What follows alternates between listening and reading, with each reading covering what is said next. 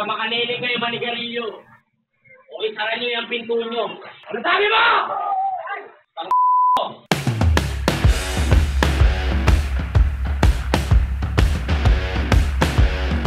Dito madali, boy. Wag mo nga kung kinikengkoy. Oh, okay, ayoko sanang gawa ng video to pero ang kukulit na mga naninigarilyo sa bossing. Pwede po ba akong makiusap? Huwag po kayo manigarilyo dyan kasi pumapasok yung isang gulpo. Salamat.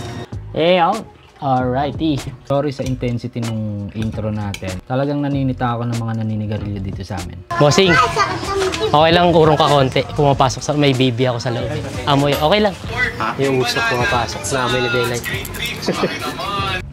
Before we move forward, nakatira pala kami sa pinakamahirap na city dito sa NCR. Sa Caloocan, to be specific, kung ang Maynila ay may tondo, ang Caloocan ay may bagong baryo. Kung alam nyo nakatira kayo sa apartments, compounds, kahit nangungupahan kayo, kung alam nyo may rules na ganun, pwede kayo mismo ang sumita kahit di kayo homeowners. Ang compound is private property. Lalo na yung compound na tinitira namin ngayon kasi pag-aari yun ng pamilya ni Mrs. Matatawag mo siyang family compound.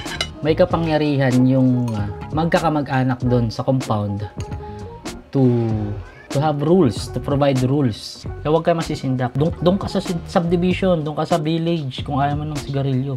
Gago ka ba? Doon ka manigarilyo sa village tsaka subdivision nang malaman mo. Imagine na tumira ka sa subdivision or village, meron din naman mga rules doon na kailangan mo sundin. Pwedeng bawal ang bisita, bawal ang maingay ng gantong oras. Kami wala kaming ganun.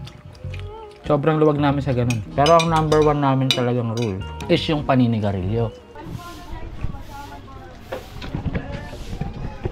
Ilan taong ka na? Ilan taong ka na?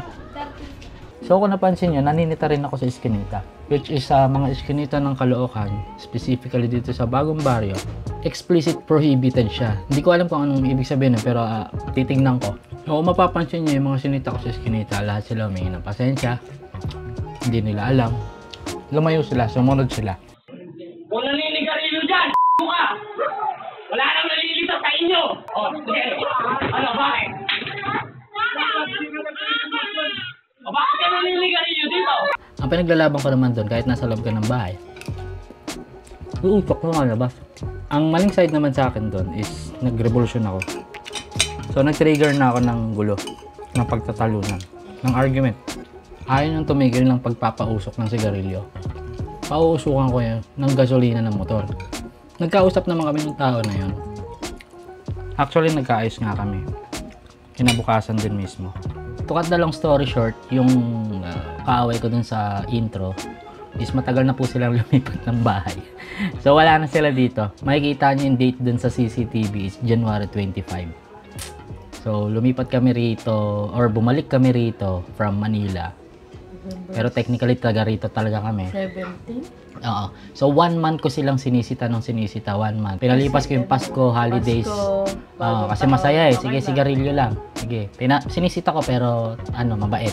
Yung bunso ko. Wala pang 1 year. 1 year. Nagkaroon siya ng mild pneumonia. So, kaya ko lang pinost yung video na to kasi so lang magkaroon kayo ng idea na pwede niyong sitahin kahit nasa parang lugar kayo na wala namang batas na poprotekta sa inyo. Magkaroon kayo ng idea kung paano re-resolutionin yung mga ganong klaseng situation or paano aayusin.